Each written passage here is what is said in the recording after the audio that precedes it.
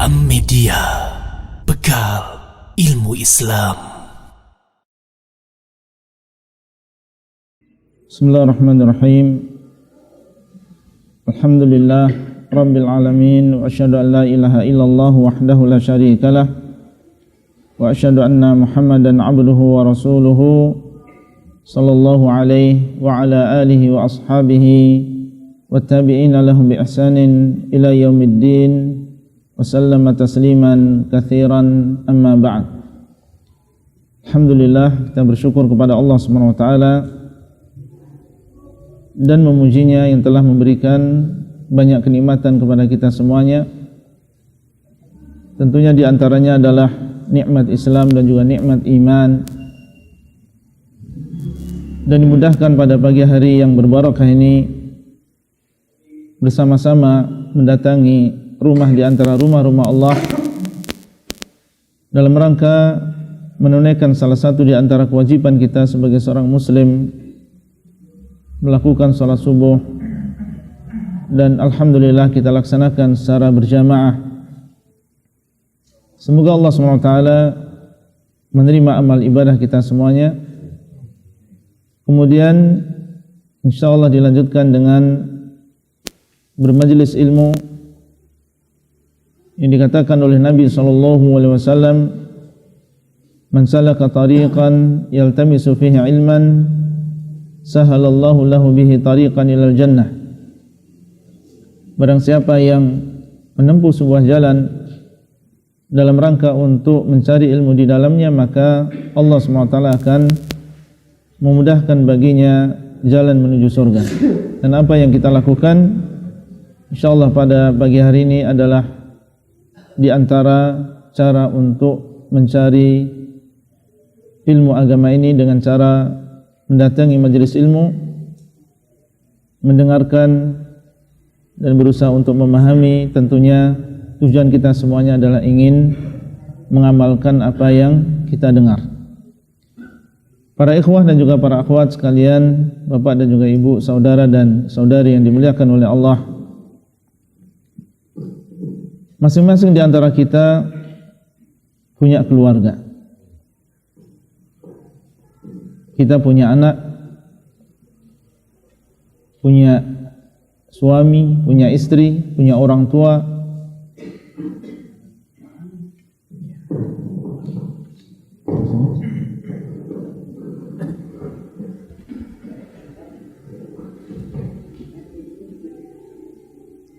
Kita bukanlah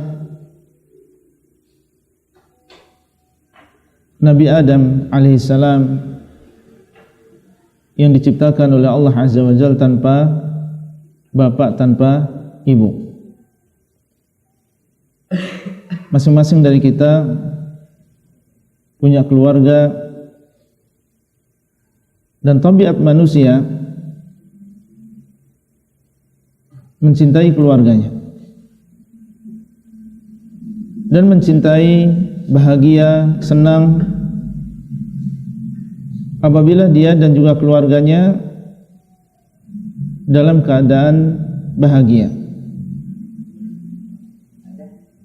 dalam keadaan menikmati hidup yang sementara ini. Kita senang apabila punya rezeki, bisa mengajak mereka kuliner. Kita bahagia apabila punya rezeki, bisa membahagiakan mereka, menyenangkan mereka, mengunjungi sebuah tempat yang indah, yang dingin, untuk memasukkan sedikit kebahagiaan dan kegembiraan di dalam hati mereka. Ini adalah tabiat manusia, sesuatu yang wajar. Apabila seseorang dia mencintai keluarganya dan senang apabila keluarganya bahagia, meskipun terkadang dia sendiri tidak menikmati kebahagiaan tersebut, tapi sekedar dia melihat anaknya dalam keadaan kenyang, melihat anaknya dalam keadaan bahagia, ada kepuasan tersendiri di dalam diri seseorang. Masing-masing dari kita punya keluarga dan masing-masing dari kita mencintai keluarga kita. Ketahuilah bahwa kebahagiaan yang sebenarnya hanya bisa didapatkan oleh kita dan juga keluarga kita apabila kita bertauhid. Apa makna tauhid? Makna tauhid adalah mengesahkan Allah. Mengesahkan Allah dan tidak menduakannya di dalam 3 hal. Yang pertama adalah mengesahkan Allah di dalam rububiyahnya, yaitu meyakini bahwasanya Allah SWT dialah yang menciptakan kita, tidak ada yang mencipta selain Allah, memberikan rezeki kepada kita semuanya dan tidak ada yang memberikan rezeki kecuali Allah,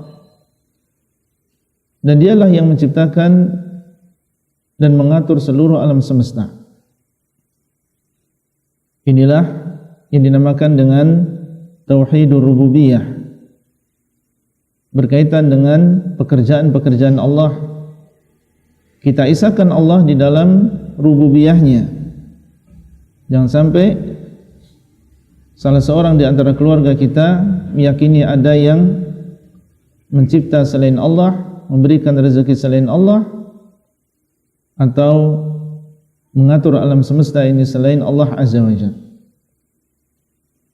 Kemudian yang kedua adalah mengesahkan Allah di dalam nama dan juga sifatnya, yaitu dengan cara menetapkan apa yang ditetapkan oleh Allah dan juga Rasulnya berupa nama dan juga sifat Allah. Kalau Allah SWT mengatakan dan mengabarkan bahwasanya Allah SWT dialah yang memiliki nama Ar-Rahman, maka kita tetapkan Allah SWT sebagai atau memiliki nama Ar-Rahman.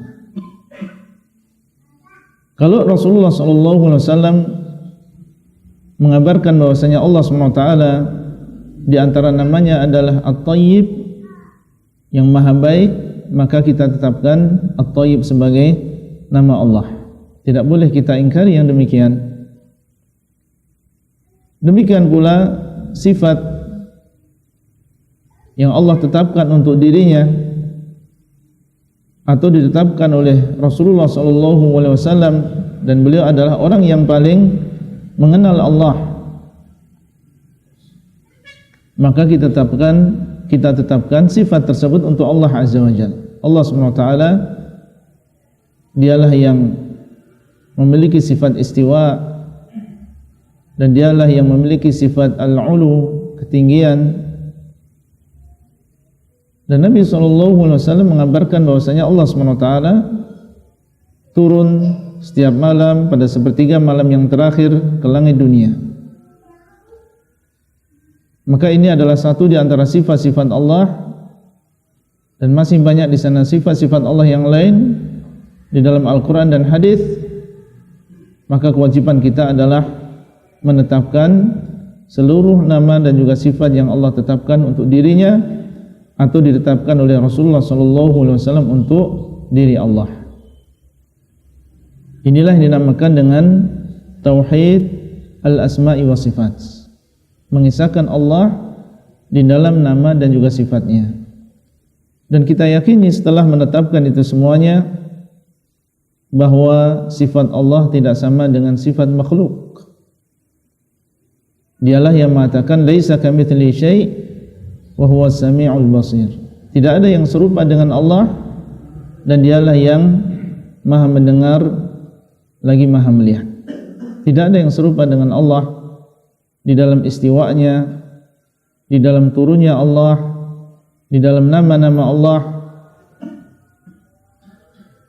Kemudian yang ketiga adalah tauhidul uluhiyah, yaitu mengesahkan Allah SWT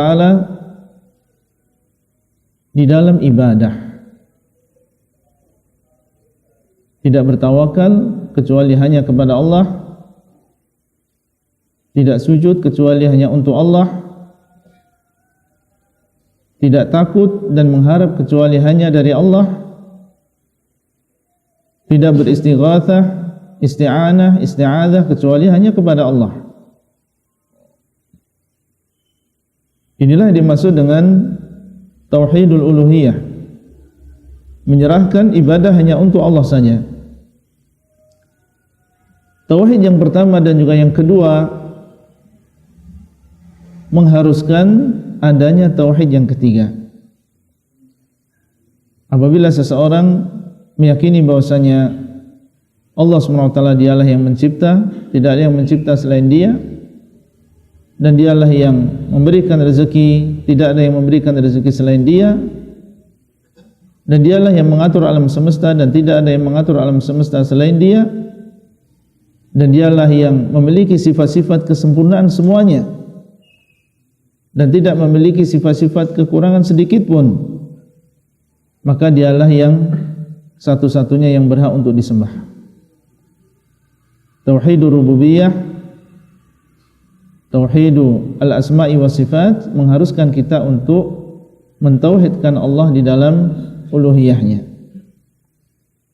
Dan orang yang sempurna di dalam tauhidul uluhiyah pasti dan jelas mengandung tauhid uluhiyah yang dia miliki, pasti mengandung tauhidur rububiyah dan juga nama dan sifat Allah Azza wa Jalla.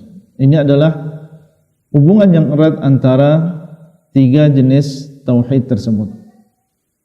Bapak Ibu sekalian dimuliakan oleh Allah SWT, setelah kita memahami tentang apa itu tauhid,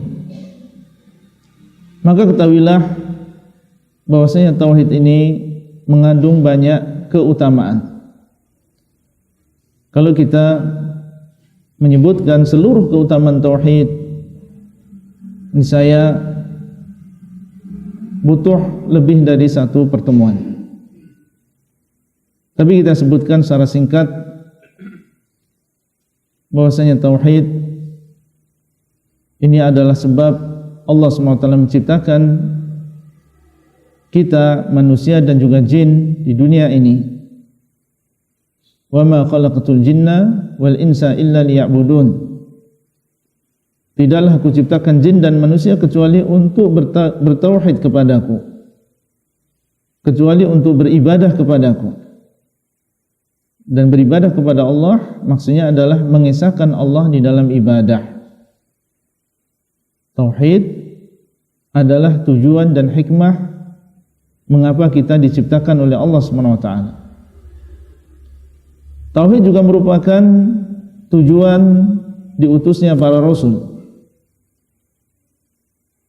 para nabi yang jumlahnya 124.000, dan di antara mereka ada 300-an rasul. Tidaklah Allah SWT memilih mereka dan mengutus mereka kepada manusia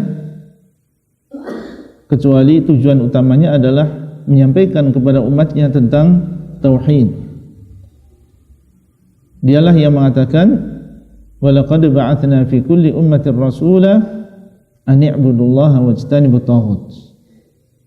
Dan sungguh kami telah mengutus kepada setiap umat seorang rasul, tujuannya adalah an i'budullah. Inilah yang mereka sampaikan, hendaklah kalian wahai kaumku menyembah Allah, wajtanibut taghut, dan jauhilah taghut, yaitu segala sesuatu yang disembah selain Allah. Tauhid juga merupakan inti dari seluruh kitab-kitab yang Allah turunkan.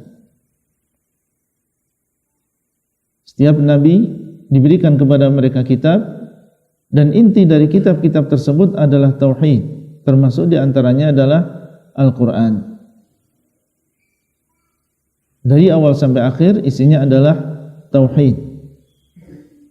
Dan kalau kita perhatikan demikian, terkadang Allah SWT menyuruh dan mengatakan ya ayuhan nas u'budu rabbakum.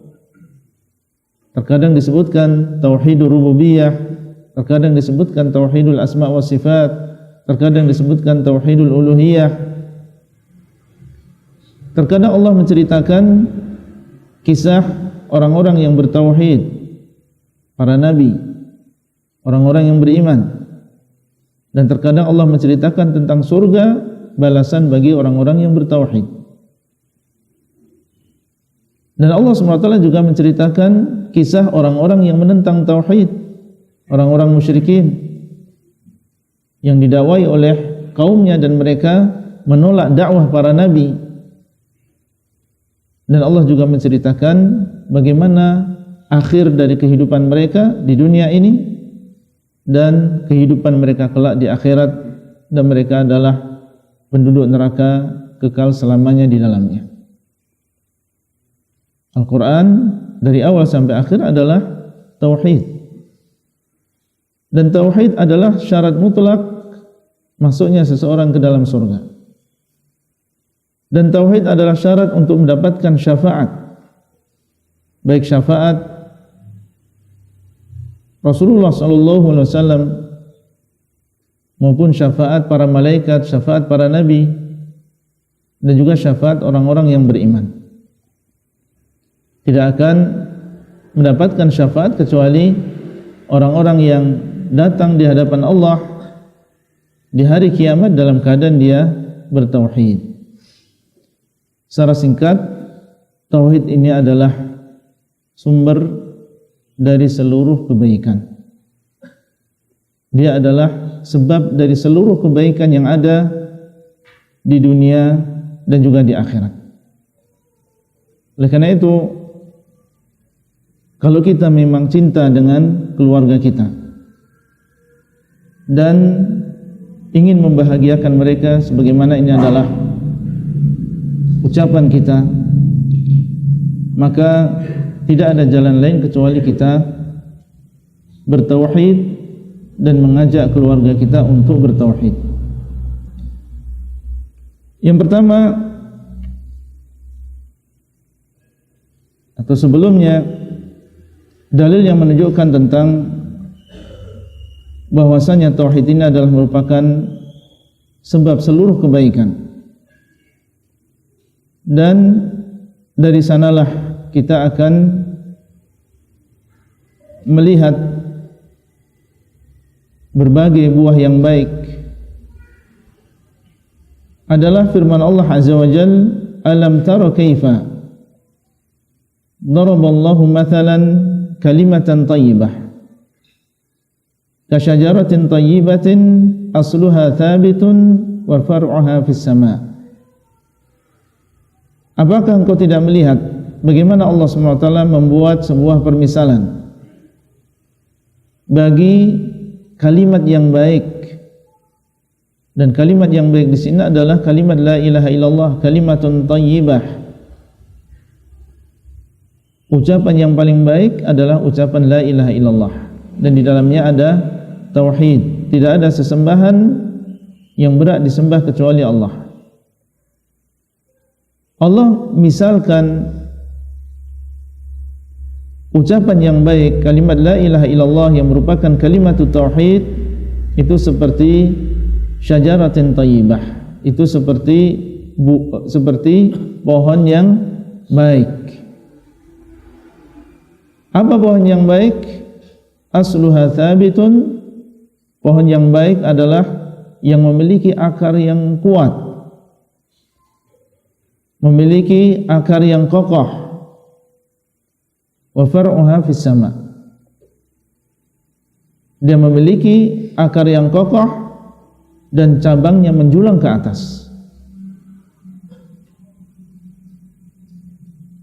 Karena dia adalah pohon yang baik, memiliki akar yang kokoh, sehingga dengan leluasa dia mencari nutrisi, mencari air, mendapatkan air, dan tumbuh cabangnya, tumbuh daun-daunnya, Akhirnya tu'ti ukullaha kullahinin biidzni rabbiha. Akhirnya dia pun mengeluarkan buah-buahan dengan izin Allah SWT setiap waktu. Ini adalah perumpamaan, permisalan yang Allah SWT gunakan untuk supaya kita memahami pentingnya tauhid dan bahwasanya tauhid ini adalah sebab dari seluruh kebaikan, sebab dari seluruh kebahagiaan. Dan tentunya Bapak Ibu sekalian dimuliakan oleh Allah, kebahagiaan yang paling kita cari, yang paling utama adalah kebahagiaan di akhirat.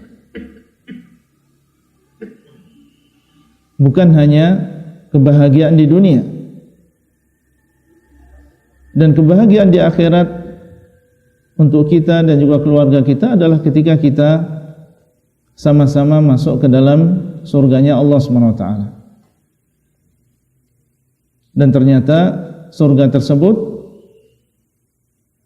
tidak dimasuki kecuali orang-orang yang bertauhid. Harus kita ingat yang demikian. Surga Allah yang Allah janjikan tidak memasukinya kecuali orang-orang yang bertauhid. Siapa mereka? Orang yang mengisahkan Allah di dalam ibadah. Adapun orang yang di dunianya ini menyekutukan Allah dan meninggal dalam keadaan dia menyekutukan Allah,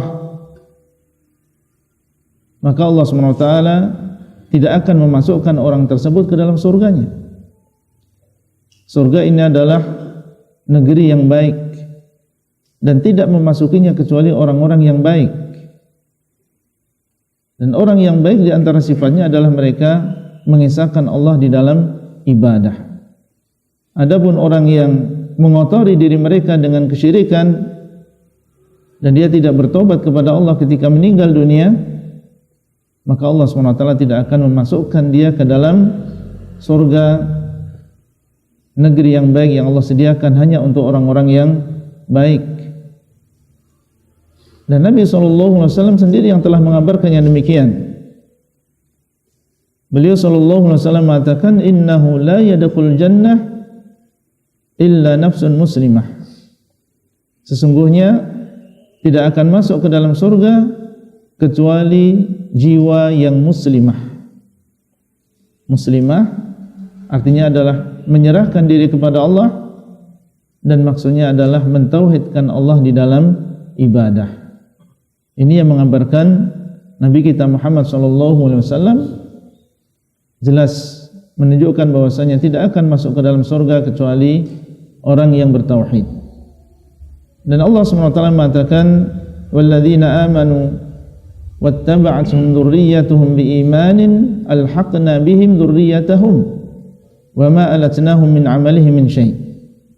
Dan orang-orang yang beriman, dan di antara sifat orang yang beriman adalah beriman kepada Allah, dan di antara beriman kepada Allah adalah mengesahkan Allah di dalam ibadah. Dan orang-orang yang beriman dan anak keturunan mereka mengikuti mereka dengan keimanan. Dia bertauhid dan anak keturunannya juga bertauhid. Apa balasannya? Alhaqna bihim dzurriyyatahum. Maka kami akan menyusulkan anak keturunan mereka kepada mereka. Artinya akan disatukan oleh Allah dan dikumpulkan oleh Allah SWT di dalam surganya. Meskipun kalau kita melihat mungkin amalan dan derajat anak-anaknya tidak setinggi derajat yang dimiliki oleh orang tua, tetapi ketika anaknya memiliki modal yang sama, yaitu mengesahkan Allah di dalam ibadah, dan mereka tidak menyekutukan Allah dengan sesuatu apapun, maka Allah SWT akan menyusulkan anak-anak tersebut kepada orang tuanya, dijadikan orang tuanya gembira dan bahagia, dikumpulkan kembali bersama anak keturunannya yang mengikuti mereka di dalam tauhid. Dan orang yang meninggal dalam keadaan dia menyekutukan Allah, siapapun dia, bahkan keluarga seorang nabi, maka Allah SWT haramkan baginya surga. Dialah yang mengatakan, innahu may yusyrik billah faqad harramallahu alaihi jannah. Sesungguhnya barang siapa yang menyekutukan Allah, maka Allah akan mengharamkan atasnya surga. Ini siapa saja, baik keluarga seorang nabi atau bukan keluarga seorang nabi, kalau dia menyekutukan Allah, maka dia akan diharamkan masuk ke dalam surga. Abu Talib paman Nabi SAW. Abu Lahab juga termasuk keluarga, bahkan paman Rasulullah SAW. Tapi ketika dia menentang dakwah Nabi SAW atau tidak mengikuti beliau SAW di dalam keislaman, maka tempat kembali mereka adalah Jahannam. Tidak akan dimasukkan oleh Allah SWT di dalam surganya. Dan ini menunjukkan tentang, sekali lagi, pentingnya tauhid bagi keluarga kita. Dia adalah syarat untuk mendapatkan kebahagiaan di akhirat, yaitu kebahagiaan di dalam surga Allah Azza wa Jalla. Kalau kita senang, seperti yang tadi kita sebutkan, melihat anak kita, istri kita, keluarga kita bahagia di dunia, tentunya harusnya kita lebih gembira lagi dan lebih semangat lagi melihat mereka berada di dalam kebahagiaan yang jauh lebih besar daripada kebahagiaan di dunia, dan kebahagiaan yang terus menerus akan mereka rasakan dan tidak ada putusnya. Dan itu adalah kebahagiaan akhirat yang dikatakan oleh Allah SWT, wal akhiratu khairu wa abqa. Dan akhirat itu lebih baik dan juga lebih kekal. Kemudian Bapak Ibu sekalian dimuliakan oleh Allah SWT,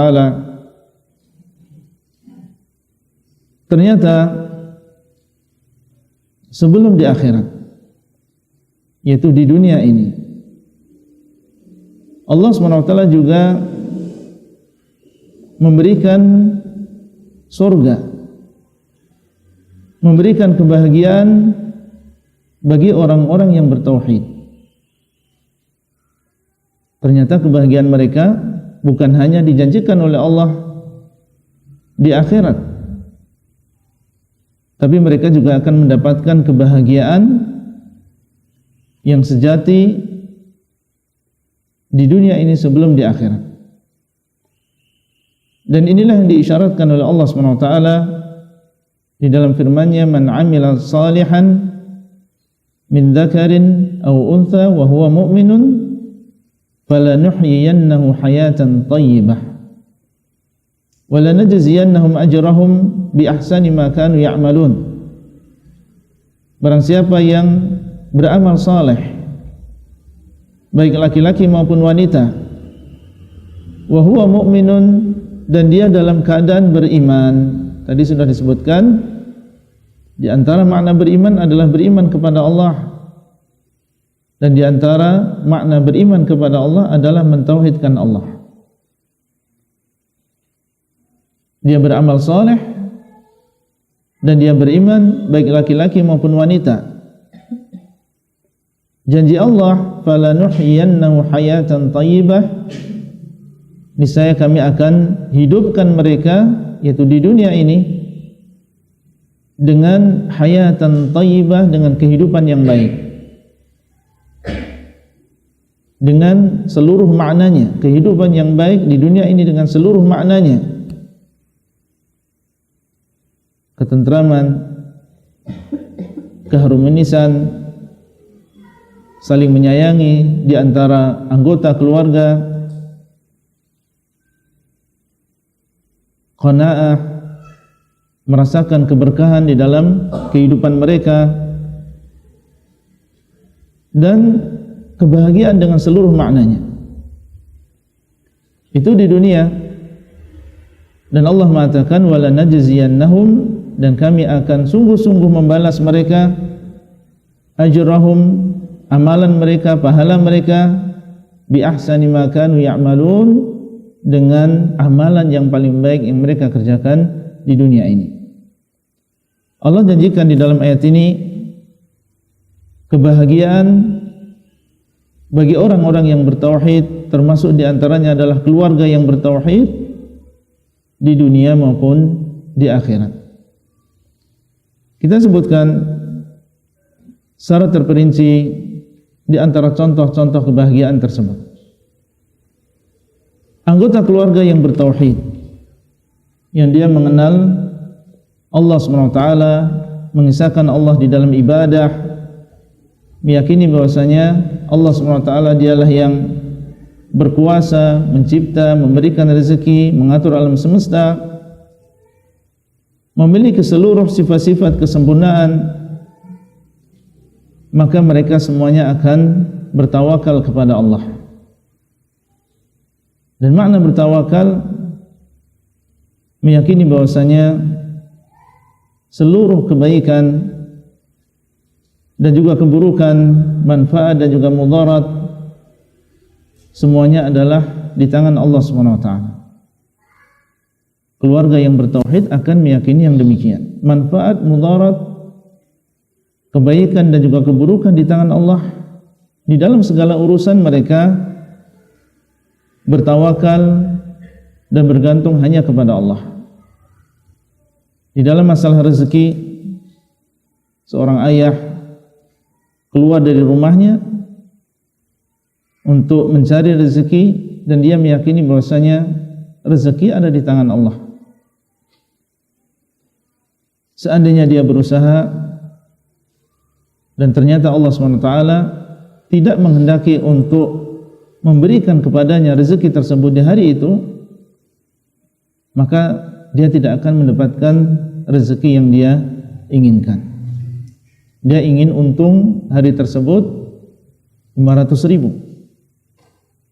Seandainya manusia semuanya berusaha untuk memberikan kepada seseorang 500.000 tersebut, tapi kalau Allah SWT yang di tangannya manfaat dan juga mudarat tidak menghendaki yang demikian, maka tidak mungkin seseorang mendapatkan rezeki tersebut. Dan sebaliknya, dia juga yakin bahwasanya seandainya Allah SWT menghendaki untuk memberikan rezeki kepada seseorang, meskipun tetangga dan seluruh manusia berusaha untuk menghalangi dia dari rezeki tadi, niscaya dia akan mendapatkan rezeki tersebut. Ini tawakal di dalam masalah rezeki. Maka bisa kita bayangkan bagaimana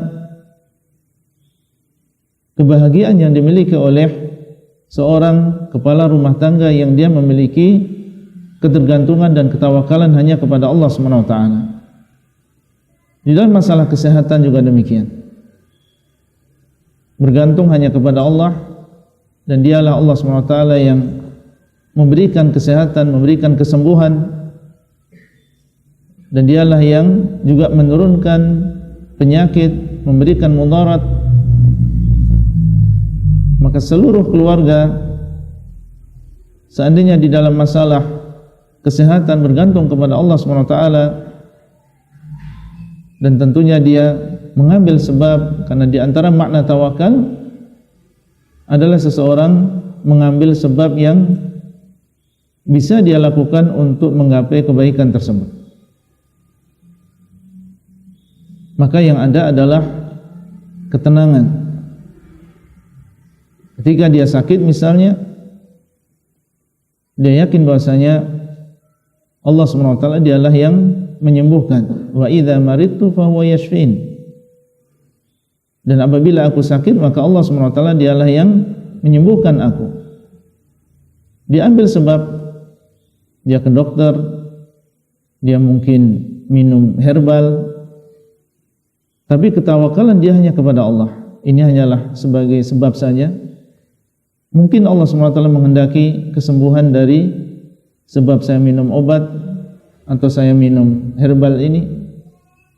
Tapi mungkin saja Allah SWT tidak menghendaki kesembuhan dari cara ini. Maka dia tawakalnya dia jadikan hanya kepada Allah saja, bukan kepada dokter, bukan kepada obat, bukan kepada herbal.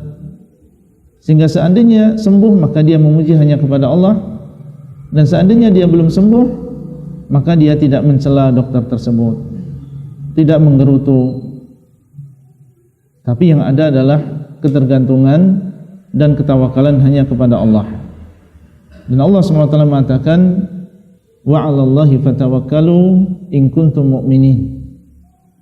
Dan hanya kepada Allah hendaklah kalian bertawakal kalau kalian benar-benar beriman. Dan Allah SWT mengatakan, menjanjikan kecukupan bagi orang yang mau bertawakal kepadanya. Wa may yatawakkal 'alallahi fahuwa hasbuh. Dan barang siapa yang bertawakal kepada Allah, maka Allah SWT yang akan mencukupi orang tersebut. Kalau keluarga kita masing-masing bertawakal kepada Allah SWT di dalam seluruh urusan, ini bukan hanya masalah pekerjaan, bukan hanya di dalam masalah rezeki, bukan hanya di dalam masalah kesembuhan, termasuk di antaranya adalah belajar, ta'allum, baik mempelajari ilmu agama maupun mempelajari ilmu dunia. Maka seseorang bertawakal kepada Allah dalam seluruh urusannya. Kita sekolahkan anak kita, kita kirim mereka ke pesantren, dan itu adalah usaha kita. Cuma kembali kita bertawakal hanya kepada Allah SWT, bukan bertawakal kepada guru yang ada di pesantren tersebut, seakan-akan merekalah yang akan bisa mencetak anak-anak yang soleh, merekalah yang bisa mengeluarkan dai-dai dan juga asatidzah. Mereka juga wasilah, sebagaimana kita juga wasilah. Kita ambil sebab dan kita serahkan semuanya kepada Allah SWT. Maka barang siapa yang bertawakal kepada Allah, Allah akan memberikan kecukupan. Wa may yatawakkal 'ala Allah fahuwa hasbuh. Innallaha balighu amrih. Sesungguhnya Allah SWT akan sampai urusannya. Tapi kalau kita bertawakal kepada makhluk, bertawakal kepada dokter, bertawakal kepada guru, kepada ustadz, maka kita bertawakal kepada sesuatu yang lemah, bukan bertawakal kepada zat yang maha hidup, yang maha kuat, yaitu Allah SWT. Tentunya sikap seperti ini dan adalah sikap orang yang bertauhid kepada Allah, orang yang mengisahkan Allah, bertawakal hanya kepada zat yang dialah yang memiliki manfaat dan dialah yang memiliki mudarat. Dan Allah SWT mengatakan, wa iyyamsaskallahu bidurrin fala kashifa lahu illa hu wa iyyuridaka bi khairin fala radda li fadlihi yusibu bihi man yasha'u min ibadihi wa huwal ghafurur rahim. Dan kalau Allah SWT menghendaki mudarat bagi dirimu, maka tidak ada yang bisa menyingkapnya kecuali Allah. Dan kalau Allah menghendaki kebaikan bagi dirimu, maka tidak ada yang bisa menolak kebaikan tersebut. Allah SWT memberikan kebaikan tersebut kepada siapa yang Allah kehendaki di antara hamba-hambanya, dan dialah yang maha pengampun lagi maha penyayang. Demikian pula seorang istri, ketika dia sama-sama bertawakal kepada Allah, sama-sama bertauhid, dia antar suaminya di pintu sebelum sang suami kerja mencari rezeki, dan dia yakin suami hanyalah mencari sebab, dan yakin bahwasanya rezeki Allah SWT dialah yang menentukan. Apapun yang terjadi ketika suaminya pulang, dia membawa rezeki yang banyak ataupun sedang ataupun kurang di hari tersebut, maka dia tahu bahwasanya Allah SWT dialah yang memberi dan dialah yang mencegah. Allah SWT yang memberikan rezeki dan dialah yang mencegah rezeki dari seseorang, sehingga tidak ada di sana omelan dari seorang istri atau ucapan gimana, abang punya uang disayang, kalau tidak punya uang ditendang. Enggak ada yang seperti itu. Kenapa demikian? Karena dia punya tawakal, dia punya tauhid kepada Allah. Karena cuma mengambil sebab. Yang penting saya keluar dari rumah berusaha untuk mencari rezeki dan bukan seorang yang malas, dan Allah SWT dialah yang menentukan. Maka seorang istri yang bertauhid akan memahami yang demikian. Kalau seorang suami mendapatkan rezeki, dia tahu bahwasanya adalah berasal dari Allah. Bersyukur atas nikmat rezeki tersebut.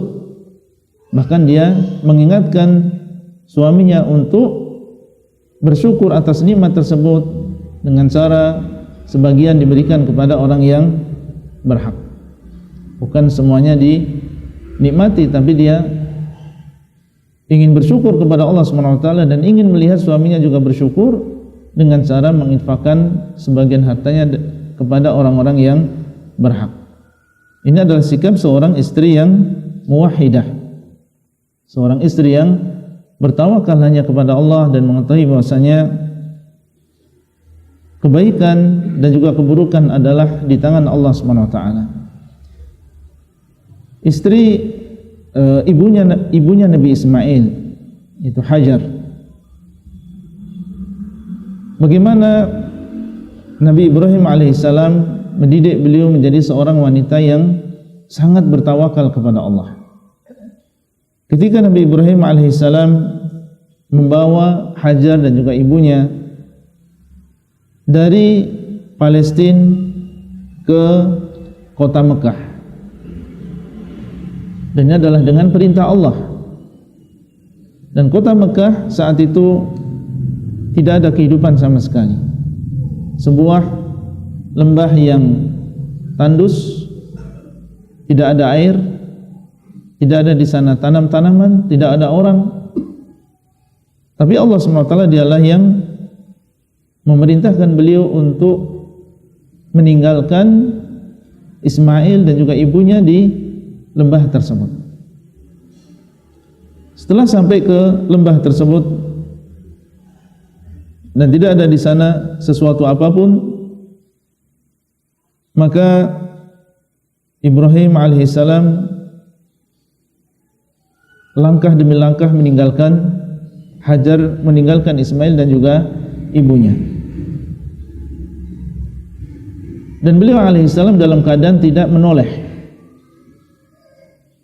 Dia tinggalkan dua makhluk yang lemah ini, seorang wanita dan seorang anak kecil, bayi yang masih menyusu kepada ibunya. Dua makhluk yang lemah di tempat yang tidak ada di sana air, tidak ada di sana pohon, tidak ada di sana manusia yang lain.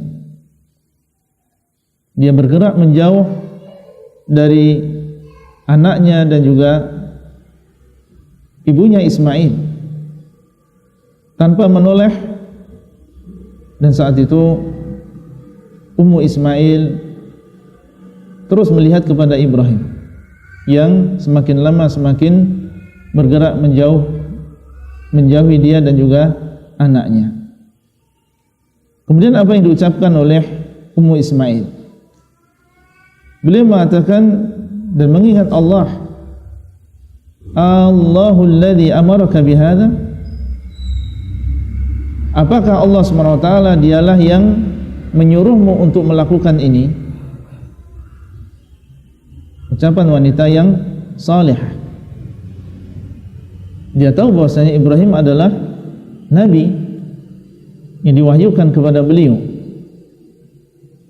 Maka beliau bertanya dengan pertanyaan ini dan mengatakan, apakah Allah yang telah menyuruhmu untuk melakukan ini, yaitu meninggalkan kami dalam keadaan seperti ini, di tempat seperti ini? Qala na'am. Beliau mengatakan iya.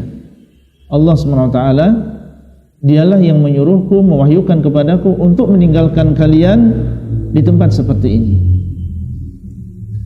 Apa yang diucapkan oleh wanita yang salihah ini, yang telah dididik oleh Ibrahim alaihissalam dengan tauhid, dengan tawakal kepada Allah? Beliau mengatakan, idzan lan yudayyi'una, idzan la yudayyi'una. Kalau demikian, maka Allah tidak akan menyia-nyiakan kami. Subhanallah. Kalau demikian, kalau memang ini adalah perintah Allah, maka Allah tidak akan menyia-nyiakan kami. Kami tidak akan mati kelaparan di tempat ini meskipun engkau pergi, meskipun tidak ada air, meskipun tidak ada tumbuhan, tidak ada manusia. Kalau memang itu adalah perintah Allah, maka Allah tidak akan menyia-nyiakan kami. Dialah yang di tangannya seluruh kebaikan, seluruh rezeki, perbendaharaan langit dan bumi adalah di tangan Allah. Langit, buah-buahan, tumbuh-tumbuhan, semuanya adalah kebaikan yang berasal dari Allah. Kalau demikian, maka Allah SWT tidak akan menyia-nyiakan kami. Kemudian dia pun kembali ke tempatnya, dan Nabi Ibrahim alaihissalam, beliau terus melanjutkan perjalanannya sampai ketika beliau alaihissalam di luar kota Mekah dan tidak melihat kembali Ismail dan juga ibunya, barulah beliau menghadap ke arah Baitullah dan berdoa untuk kebaikan mereka, berdoa untuk kebaikan anak dan juga istrinya. Ini adalah sikap seorang istri yang bertawakal kepada Allah SWT. Dan anaknya itu Ismail atau sebelumnya, dan keluarga yang bertawakal kepada Allah SWT, selain suaminya juga bertawakal, kepala keluarga juga bertawakal, bertauhid, istrinya juga demikian. Maka apabila seorang anak memiliki sifat tawakal yang kuat kepada Allah, dia akan menjadi seorang anak yang percaya diri. Dan itulah yang kita inginkan, memiliki anak-anak yang mereka percaya diri, bergantung hanya kepada Allah, menjadi seorang anak yang pemberani pada tempatnya, bertawakal kepada Allah ketika ada di dalam dirinya keyakinan bahwasanya Allah SWT dialah yang memberikan manfaat dan dialah yang memberikan mudarat. Menjadi seorang anak yang percaya diri dimanapun dia berada, ketika dia bersama keluarga kecilnya, bersama keluarga besarnya, ketika dia di kelas, ketika dia bermuamalah dengan teman-temannya. Kalau ditanamkan di dalam dirinya tawakal kepada Allah yang benar, maka dia akan menjadi seorang anak yang demikian sifatnya, menjadi seorang anak yang pemberani, bukan anak yang takut, ya, yang memiliki rasa takut yang berlebihan. Dan inilah yang dahulu ditanamkan oleh Nabi SAW kepada para sahabat, ditanamkan oleh para sahabat kepada anak-anak mereka, ditanamkan pada diri mereka tawakal kepada Allah SWT. Ma asaba min musibatin illa biidznillah. Tidaklah menimpa sebuah musibah kecuali dengan izin Allah. Ditanamkan kepada mereka tawakal kepada Allah di dalam seluruh perkaranya. Keluarga yang bertauhid, Bapak Ibu sekalian, maka dia hanya takut kepada Allah saja, hanya takut kepada Allah. Karena keluarga yang bertauhid meyakini dan menyadari bahwa Allah SWT dialah yang berkuasa. Kalau sudah tertanam di dalam diri mereka bahwasanya semua adalah lillahi mulkus samawati wal ard, milik Allah kerajaan langit dan juga bumi. Bagaimanapun dia melihat di dunia ini orang yang punya kekuasaan, orang yang punya jabatan, maka dia tahu bahwasanya Allah SWT dialah yang menguasai itu semuanya. Dia tidak berlebihan ketika memandang makhluk yang mereka memiliki kekuasaan, memiliki jabatan. Dia tahu bahwasanya dia adalah makhluk di antara makhluk-makhluk Allah, dan kekuasaan yang dia miliki adalah Allah SWT yang memberikan.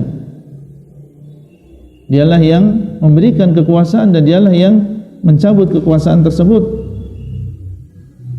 Maka seorang muslim yang bertauhid, keluarga yang bertauhid, yang dia takuti hanyalah Allah SWT.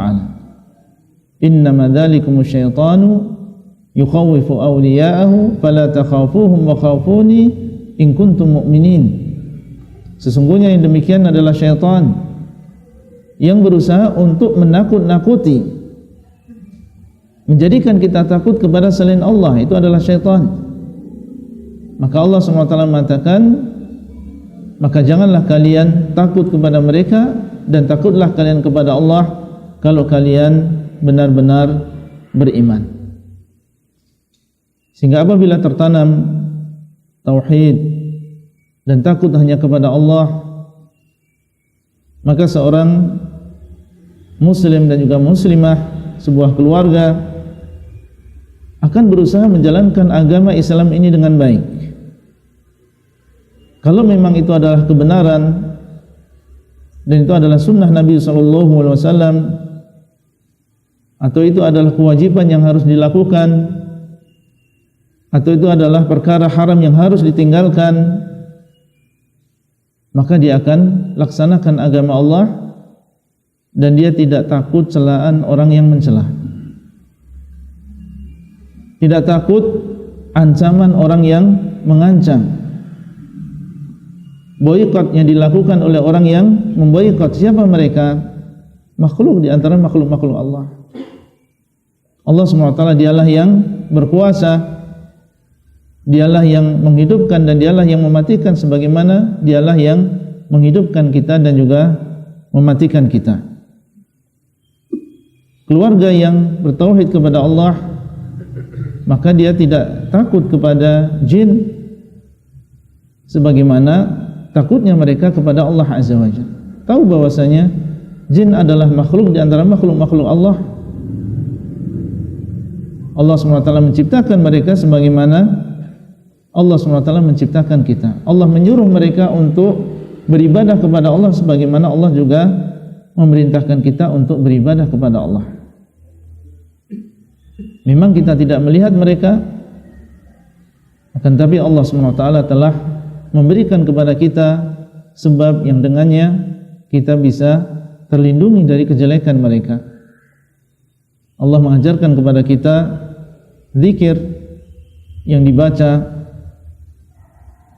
di keadaan-keadaan yang sudah disyariatkan setelah sholat 5 waktu, pagi dan sore, ketika seseorang akan masuk ke dalam rumah membaca bismillah, ketika keluar rumah juga demikian, bismillahirrahmanirrahim, Allah wala haula wala quwata illa billah. Ketika dia masuk kamar mandi juga diajarkan oleh Allah SWT apa zikir yang dibaca.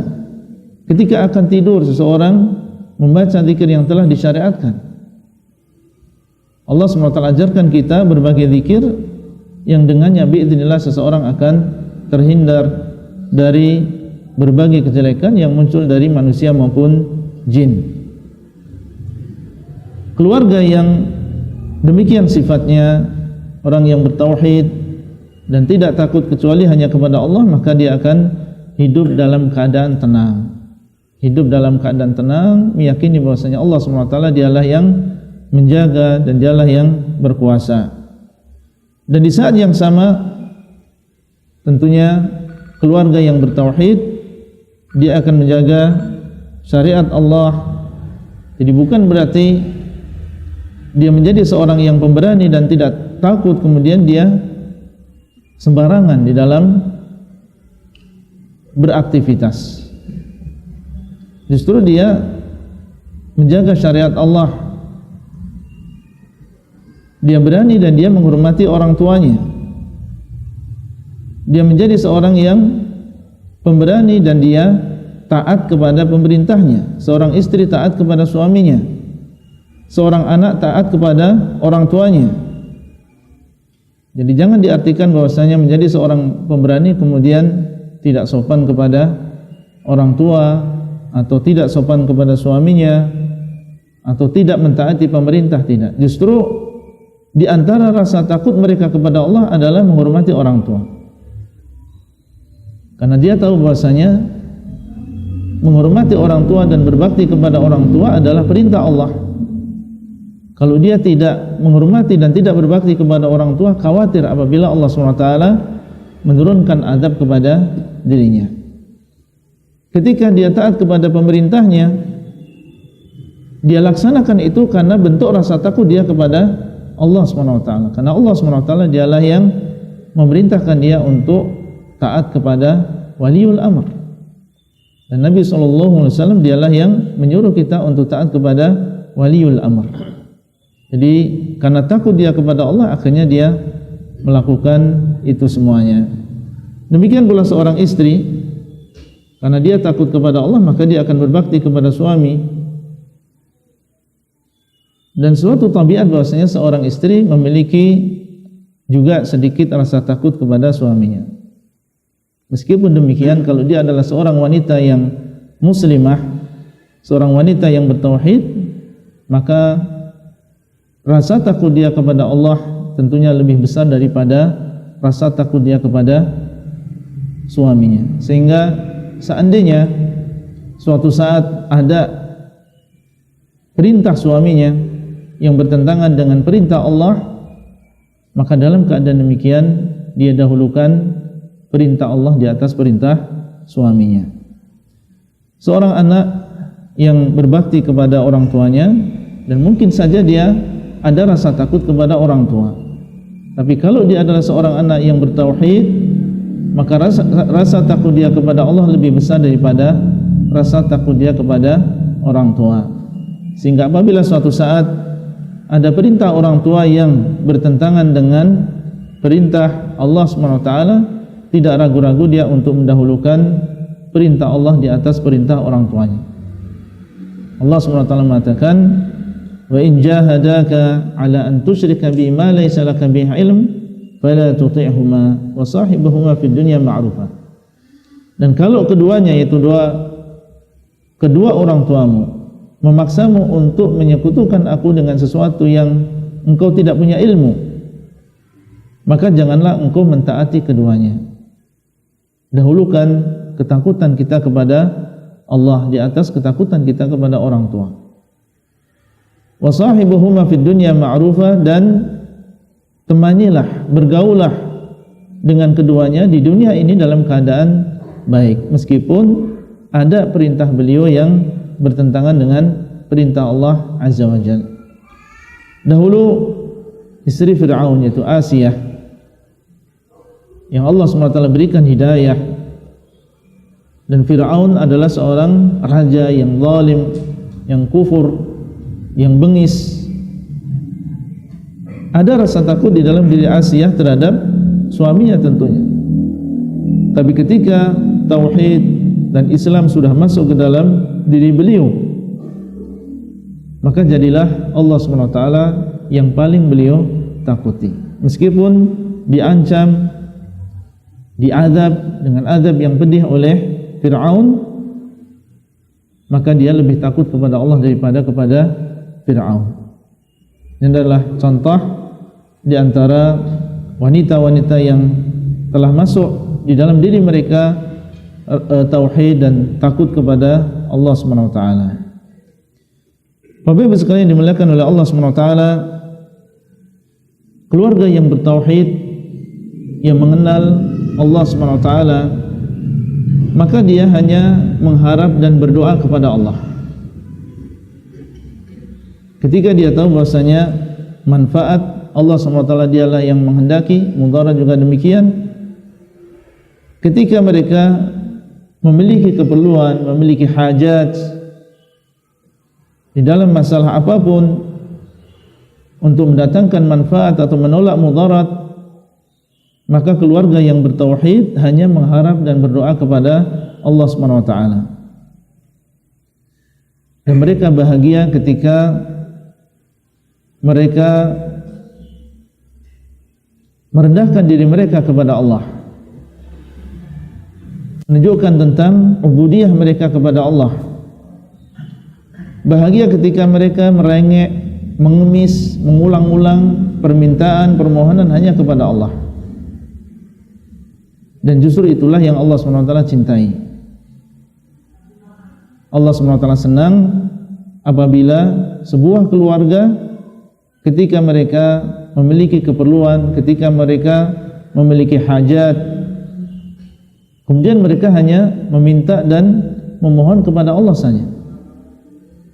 Justru Allah marah ketika sebuah keluarga ketika mereka memiliki banyak keperluan dan masing-masing dari kita punya keperluan, kemudian dia lupa kepada Allah dan justru tidak berdoa dan meminta kepada Allah SWT. Dalam sebuah hadis Nabi SAW mengatakan, "Man lam yas'alillah yaghdab alaih." Barang siapa yang tidak meminta kepada Allah, maka Allah akan marah kepada orang tersebut. Kenapa demikian? Seakan-akan dia bisa menyelesaikan urusannya sendiri, seakan-akan dia bisa menunaikan hajatnya sendiri, padahal dia adalah makhluk yang lemah. Kebaikan yang dia inginkan tidak mungkin dia dapatkan kecuali Allah SWT menghendaki. Mudarat yang ingin dia jauhi tidak mungkin dia terhindari dari mudarat tersebut, terhindar dari mudarat tersebut kecuali apabila Allah menghendaki.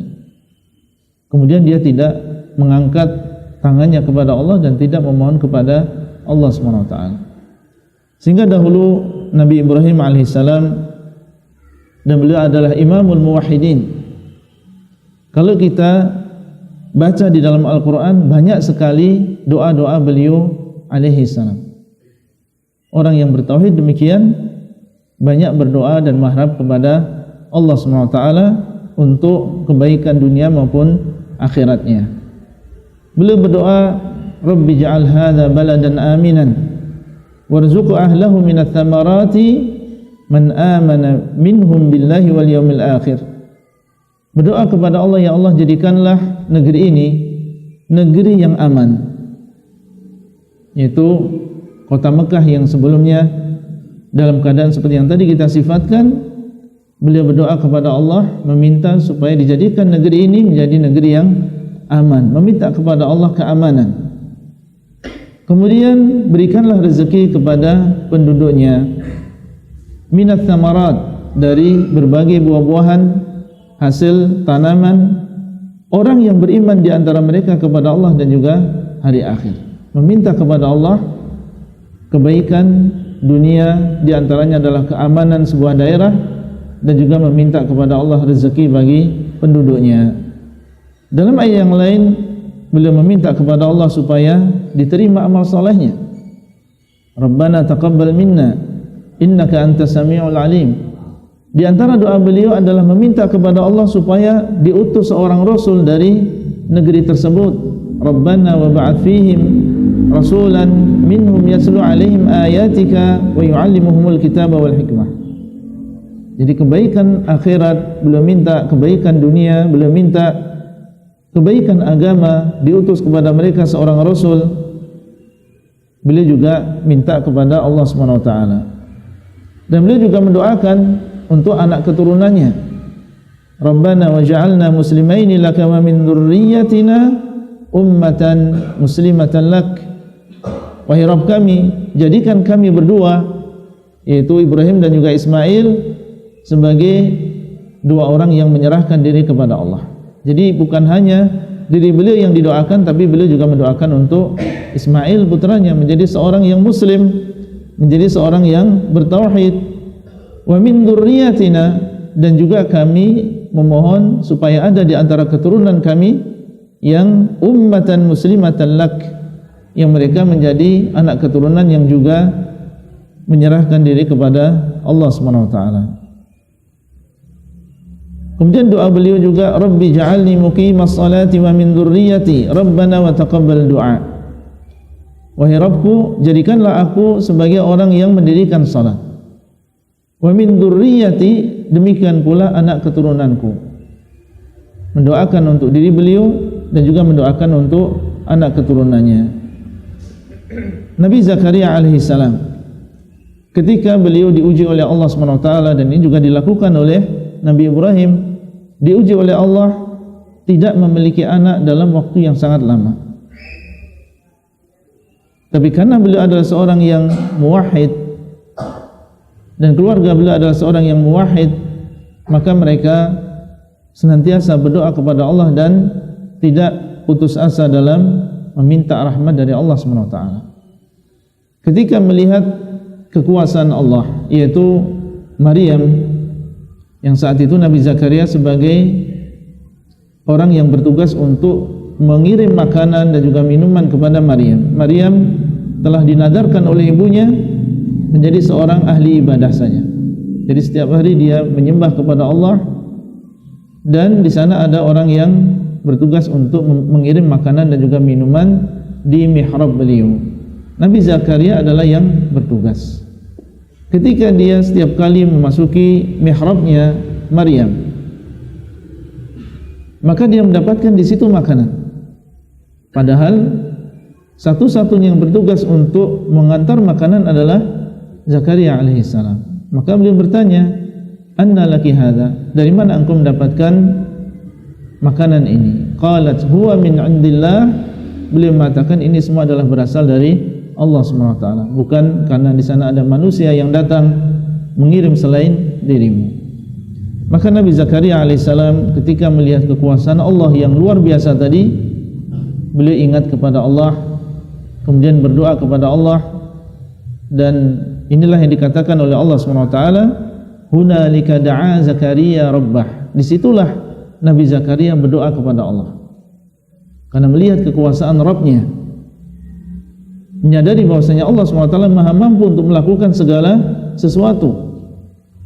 Sebagaimana Allah bisa menurunkan makanan kepada Maryam tanpa ada campur tangan manusia, maka dialah yang mampu untuk memberikan keturunan kepada beliau meskipun beliau sudah tua.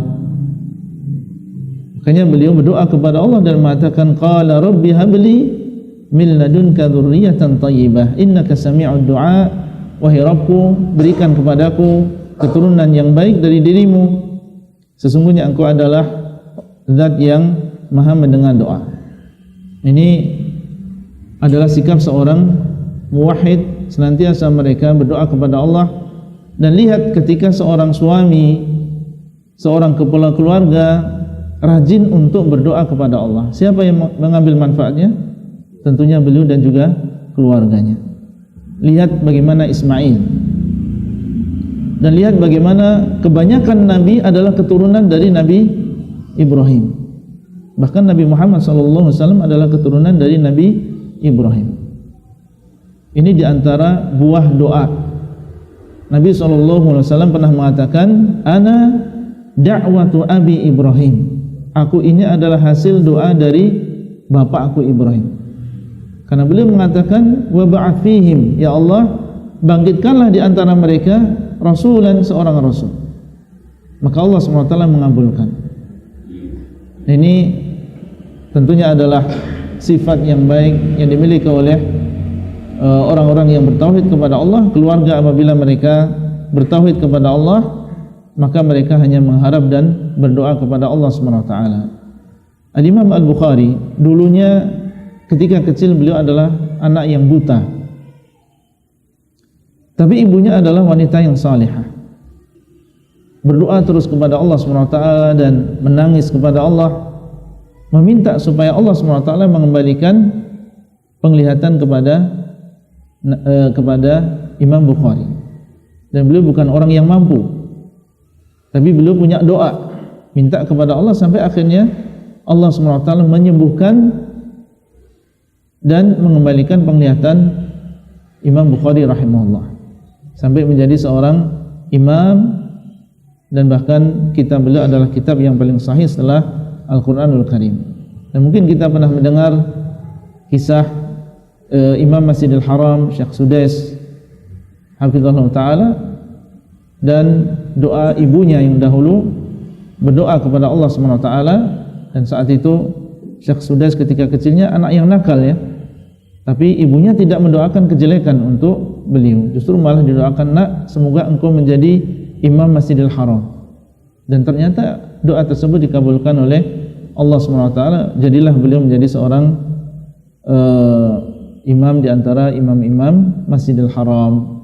Kemudian juga kisah seorang ibu yang dia memiliki anak-anak yang Masya Allah saleh, menjaga salatnya, menjaga kewajiban mereka. Dan ditanya, bagaimana engkau bisa mendapatkan anak-anak yang seperti ini? Dia menyebutkan di antara sebabnya adalah beliau banyak membaca doa, Rabbi ja'alni muqimas salati wa min dzurriyyati, Rabbana wa taqabbal du'a. Doa yang pernah dibaca oleh Nabi Ibrahim. Wahai Rabbku, jadikanlah aku sebagai orang yang mendirikan salat dan juga keluargaku. Ini termasuk di antara keutamaan kita berdoa dengan doa-doa yang pernah dibaca oleh para nabi dan juga para rasul yang Allah SWT sebutkan di dalam Al-Quran. Bandingkan dengan keluarga yang tidak bertauhid, keluarga yang mereka tidak berharap dan tidak berdoa kepada Allah, atau justru malah dia berdoa kepada selain Allah. Ketika dia berdoa kepada selain Allah, pertama dia terjerumus ke dalam kesyirikan, dan yang kedua dia tidak mendapatkan apa yang dia inginkan, karena dia salah alamat. Bukan berdoa kepada zat yang dialah yang memiliki manfaat dan juga mudarat. Wa man adhallu mimman yad'u min dunillah man la yastajibu lahu ila yaumil qiyamah wa hum 'an du'aihim ghafilun. Dan siapakah yang lebih sesat daripada orang yang berdoa kepada selain Allah, yang tidak akan mengijabahi doa sampai hari kiamat, dan mereka tidak mendengar doa-doa tersebut. Bapak Ibu sekalian yang dimuliakan oleh Allah SWT, keluarga yang bertauhid, maka dia akan mudah untuk melakukan berbagai ketaatan. Kalau tauhid ini sudah menancap di dalam diri seseorang, maka dia akan dengan mudah melaksanakan berbagai kewajiban, melakukan salat 5 waktu, membayar zakat, berpuasa, dan juga meninggalkan berbagai hal yang diharamkan seperti perzinaan, perselingkuhan, atau dia memakan harta yang haram, mencuri dan sebagainya. Karena tauhid dengan makna yang tadi kita sebutkan itu akan mempengaruhi semangat seseorang untuk melakukan ketaatan-ketaatan tersebut. Karena orang yang bertauhid dan tauhidnya kuat, dia akan merasa diawasi oleh Allah SWT. Seorang anak yang tauhidnya kuat dan merasa diawasi oleh Allah, meskipun orang tuanya dalam keadaan safar di tempat yang jauh, maka dia akan tetap melaksanakan kewajibannya sebagai seorang muslim. Seorang suami ketika dia memiliki tauhid yang kuat, merasa diawasi oleh Allah SWT, dimanapun dia berada, maka dia akan menjaga dirinya, menjaga dari sesuatu yang diharamkan. Demikian pula seorang istri ketika ditinggal oleh sang suami, ketika dia merasa diawasi oleh Allah SWT dan tahu bahwasanya Allah SWT dialah yang bersama kita dimanapun kita berada, maka dia akan menjaga kehormatannya, menjaga harta suaminya, melaksanakan kewajibannya sebagai seorang istri dan juga sebagai seorang ibu. Nah, ini semua merupakan hasil dari tauhid. Dan siapa di antara kita yang tidak ingin memiliki keluarga yang demikian, yang mereka merasa diawasi oleh Allah SWT dimanapun mereka berada? Apa yang terjadi di tengah-tengah masyarakat kita, perselingkuhan yang banyak, perzinaan, ini semua adalah karena kurangnya tauhid pada diri mereka, kurangnya rasa diawasi oleh Allah SWT. kurangnya keimanan di dalam diri mereka, sehingga yang terjadi adalah ketika tidak berada di tengah-tengah keluarganya, dia melakukan apa yang dia inginkan. Dan kita tahu sendiri kekacauan yang terjadi ketika ada sebagian keluarga atau seluruh keluarga mereka memiliki sifat yang seperti ini, yaitu merasa tidak diawasi oleh Allah SWT. Orang yang bertauhid, keluarga yang bertauhid, maka dia akan berusaha untuk melaksanakan kewajibannya dan tugasnya sebagai anggota keluarga. Dia merasa bahwa ini adalah perintah Allah, dan dia tahu bahwasanya Allah SWT akan meminta kepadanya pertanggungjawaban di hari kiamat. Sehingga seorang pemimpin rumah tangga, karena dia tahu kedudukan dia adalah sebagai seorang pemimpin, dan pemimpin adalah mengarahkan. Apabila terjadi penyimpangan, maka berusaha untuk mengembalikan ke jalan yang lurus. Dan dia sadar kalau dia pemimpin, diwajibkan oleh Allah SWT untuk memberikan nafkah yang zahir maupun yang batin. Ar-rijalu qawwamuna 'ala an-nisa bima faddalallahu ba'dahum 'ala ba'din wa bima anfaqu min amwalihim. Laki-laki mereka adalah pemimpin bagi para wanita dengan sebab keutamaan yang Allah berikan kepada mereka dan juga nafkah yang mereka berikan kepada keluarganya. Maka dia akan melaksanakan tugas sebagai pemimpin tersebut dengan sebaik-baiknya. Demikian pula seorang istri, seorang ibu, karena dia merasa diawasi oleh Allah, maka dia akan berusaha untuk melaksanakan tugasnya dengan sebaik-baiknya, dan merasa itu bukan hanya tentunya ingin membahagiakan suami, tapi dia melakukan itu semuanya karena ingin mendapatkan keridhaan dari Allah SWT. Ketaatan dia kepada suami ketika dia melaksanakan kewajiban dia sebagai seorang ibu adalah untuk mendapatkan keridhaan dari Allah SWT. Dan tentunya kalau masing-masing keluarga kita, baik suami maupun istri, ayah dan juga ibu dan juga anak, masuk di dalam diri mereka tauhid dan melaksanakan tugas masing-masing karena takut kepada Allah dan karena merasa akan dimintai pertanggungjawaban di hadapan Allah SWT, tentunya akan menjadi keluarga yang harmonis. Karena di antara keharmonisan rumah tangga ketika masing-masing anggota keluarga melaksanakan tugasnya. Kemudian juga keluarga yang bertauhid, maka dia akan memiliki akhlak yang mulia. Hubungan yang erat antara tauhid dengan mulianya akhlak. Karena ketika tauhid sudah tertanam dalam diri seseorang, iman sudah tertanam dalam diri seseorang, maka dia sadar bahwasanya Allah SWT telah menyuruh kita untuk berakhlak yang baik kepada manusia. Dan manusia yang paling berhak untuk kita berakhlak baik kepada mereka adalah orang yang paling dekat dengan kita. Dahulu Nabi SAW sangat baik kepada keluarganya. Khairukum khairukum li ahlihi wa ana khairukum li ahli. Sebaik-baik kalian adalah orang yang paling baik kepada keluarganya, dan aku adalah orang yang paling baik terhadap keluargaku.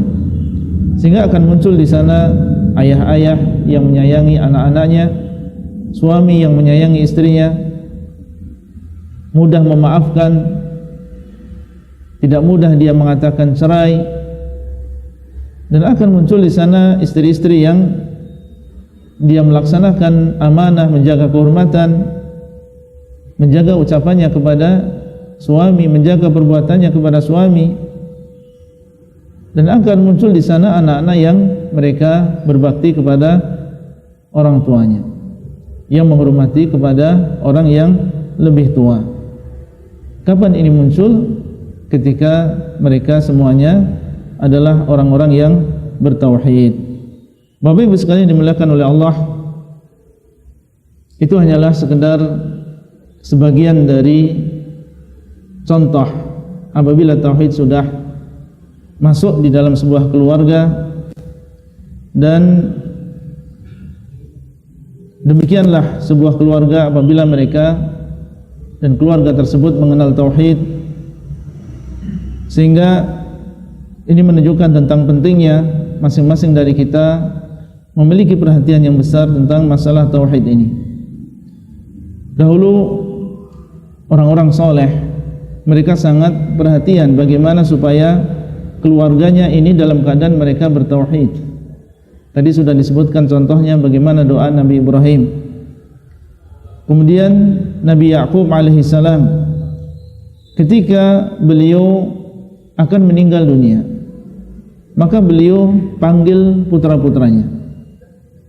Disebutkan oleh Allah di dalam surat Al-Baqarah, ketika kematian mendekati Ya'qub, maka beliau mengatakan kepada putra-putranya, "Ma ta'buduna min ba'di?" Apa yang kalian sembah setelahku? Apa yang kalian sembah setelahku? Karena sekarang aku ajarkan kalian tauhid dan sebentar lagi aku akan meninggal dunia. Setelah aku akan meninggal dunia, apa yang kalian sembah? Menunjukkan tentang perhatian beliau terhadap tauhid, dan bahwasanya perhatian beliau terhadap tauhid lebih tinggi daripada perhatian beliau terhadap dunia yang beliau tinggalkan untuk anak-anaknya. Ma ta'buduna min ba'di? Qalu na'budu ilahaka wa ilaha abaika Ibrahim wa Ismail wa Ishaq. Mereka mengatakan, kami akan menyembah Tuhanmu, akan menyembah sesembahanmu, dan juga sesembahan bapak-bapakmu Ibrahim dan juga Ismail dan juga Ishaq, ilahan wahidan, sesembahan yang satu, wa nahnu lahu muslimun, dan kami akan menyerahkan diri kepada Allah Subhanahu wa taala.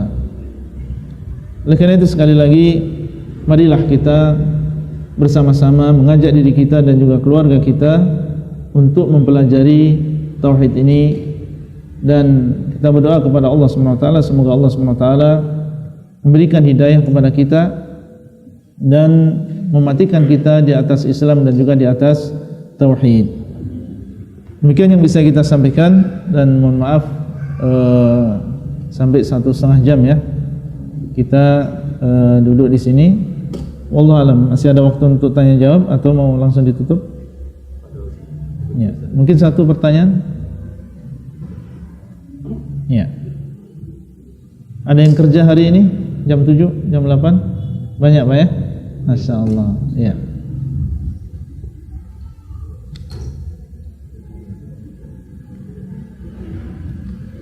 Bagaimana cara mengajarkan tauhid kepada anak yang berusia 2 tahun? Cara mengajarkan kepada mereka intinya adalah dengan kita mengulang-ulang. Caranya adalah dengan mengulang-ulang. Tauhid yang sederhana. Antum tahu tadi bahwasanya tauhid adalah meyakini bahwa Allah SWT dialah yang mencipta, memberikan rezeki, mengatur alam semesta. Ketika anak di usia seperti itu, maka tanamkan, biasakan dan kenalkan mereka kepada Allah SWT. Tanamkan dan kenalkan kepada mereka siapa yang menciptakan diri mereka,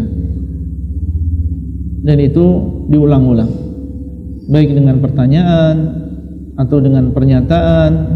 Nak, siapa yang menciptakan kamu? Ya, kita pertama kali kita akan mengatakan Allah, dan seterusnya dia akan mengulang, dia akan menjawab dengan jawaban yang sama. Ketika kita melihat matahari, melihat bulan, melihat orang-orang di sekitar kita, ketika dia bertanya mungkin tentang jin, maka kita katakan yang menciptakan semua itu adalah Allah SWT. Jangan kita bermudah-mudahan atau menganggap enteng masalah mengulang-ulang ini, karena ini pengaruhnya besar, dan itu akan dia ingat sampai ketika dia besar. Keyakinan bahwasanya yang menciptakan alam semesta ini adalah Allah SWT, termasuk diantaranya adalah yang memberikan rezeki. Ketika kita suapin, ketika kita datang beli motor, kita punya sepeda, maka kita ingatkan bahwasanya ini semua adalah rezeki Allah SWT yang memberikan. Ini kadang sesuatu yang ringan tapi kita lupa atau kita tidak menyampaikan itu kepada anak-anak kita, padahal itu sederhana saja. tanamkan kepada mereka tauhid rububiyah, kemudian juga nama dan juga sifat Allah, dan bahwasanya Allah SWT dialah yang maha sempurna dan tidak memiliki kekurangan sedikit pun, dialah yang esa. Yang kemudian akhirnya kita bawa mereka, kenapa Abi sholat, kenapa Umi sholat, kenapa Abi ke masjid? Karena kita diperintahkan untuk menyembah kepada Allah yang telah menciptakan kita. Itu diulang-ulang, akidah yang demikian diulang-ulang sampai benar-benar tertanam di dalam diri anak-anak kita. Maka kita berharap apabila dia besar, dia akan menjadi seorang anak yang muslim, menjadi seorang anak yang mentauhidkan Allah SWT. Barakallahu fikum. Itu yang bisa kita sampaikan pada kesempatan kali ini. Jazakumullahu khairan atas perhatian antum semuanya. Wassallallahu ala nabiyyina Muhammadin wa ala alihi wa sahbihi ajma'in. Wassalamualaikum warahmatullahi wabarakatuh. Am Media, bekal ilmu Islam.